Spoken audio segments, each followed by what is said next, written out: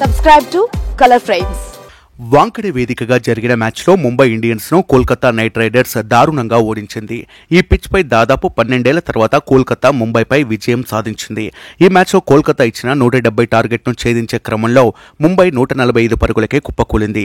సూర్యకుమార్ యాదవ్ మినహా మరే బ్యాటర్ కూడా రాణించలేకపోవడంతో ముంబైకి ఓటమి ఖాయమైంది. ఈ ఓటమితో ముంబై ప్లే ఆఫ్ ఆశల్ని కూడా వదులుకోవాల్సి వచ్చింది. నిజానికి నిన్నటి మ్యాచ్లో ఇరు జట్లు బ్యాటర్లు విఫలమయ్యారు. వెంకటేష్ అయ్యర్ అద్భుతంగా 70 పరుగులతో రాణించడంతో కేకేఆర్ 169 పరుగులు చేసింది. లక్ష్యాన్ని ఛేదించేందుకు ముంబై ఇండియన్స్ బరిలోకి దిగగా ఆ జట్టుకు పేలవమైన ఆరంభం లభించింది. దీంతో ఆ జట్టు 46 పరుగులకే 3 వికెట్లు కోల్పోయింది. రోహిత్ శర్మ 11 పరుగులు, ఇషాన్ కిషన్ 13, నమద్దీర్ 11 పరుగులు మాత్రమే చేయగలిగారు. సూర్యకుమార్ యాదవ్ ఒక్కడే నిలదొక్కున్నాడు. కానీ అవతలి ఎండు నుంచి వికెట్లు నేలకూలడంతో అన్ని దారులు మూసుకుపోయాయి.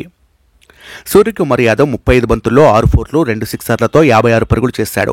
ముఖ్యంగా కోల్కతా నైట్ రైడర్స్ స్పిన్నర్లు అద్భుతంగా బౌలింగ్ చేశారు. సునీల్ నరేన్, వరుణ్ చక్రవర్తి ఇద్దరు 4 ఓవర్ల బౌలింగ్ చేసి 22 పరుగులిచ్చి 2 వికెట్లు తీశారు. మిడిల్ ఓవర్లలో ముంబై బ్యాట్స్మెన్లు దూకుడుగా బ్యాటింగ్ చేయకుండా అడ్డుకున్నారు. చివరి ఓవర్లో మిచెల్ స్టార్క్ 4 వికెట్లు పడగొట్టాడు. వాస్తవానికి ఈ మ్యాచ్లో గేమ్ చేంజర్ ఆండ్రే రసెల్ అప్పటికే నిలదొక్కున్న సూర్యకుమార్ యాదవ్ను అవుట్ చేసి ముంబైని కట్టడి చేశాడు. ఇక ఈ మ్యాచ్లో ఓటమి పాలైన ముంబై టోర్నీ నుంచి నిష్క్రమించింది. 8 పరాజయాలు నమోదు చేసిన తొలి జట్టుగా నిలిచింది. ప్రస్తుతం పాయింట్ల పట్టికలో 9వ ప్లేస్లో ఉన్న ముంబై మిగిలిన 3 మ్యాచ్ల్లోనూ గెలిచిన ఆ జట్టు ఖాతాలో 12 పాయింట్లు మాత్రమే ఉంటాయి. ప్లే ఆఫ్ కోసం ప్రత్యర్థి జట్టు 16 పాయింట్లు సాధించాల్సి ఉంటుంది. మ్యాచ్ అనంతరం టీమిండియా మాజీ ఆల్రౌండర్ ఇర్ఫాన్ పఠాన్ హార్దిక్ పాండ్యాపై హాట్ కామెంట్స్ చేశాడు.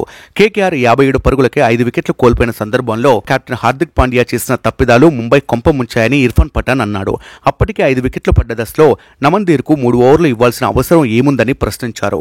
మరొక వికెట్ అప్పుడే పడి ఉంటే పరిస్థితి వేరేలా ఉండేదని నువన్ తుషారా, బుమ్రా, గెరాల్డ్ కొయెడ్జీ వంటి బౌలర్లు వికెట్ తీసేవారని అభిప్రాయాన్ని వ్యక్తం చేశాడు. వీడియో మీకు నచ్చినట్లయితే ప్లీజ్ లైక్ చేయండి, షేర్ చేయండి, కామెంట్ చేయండి.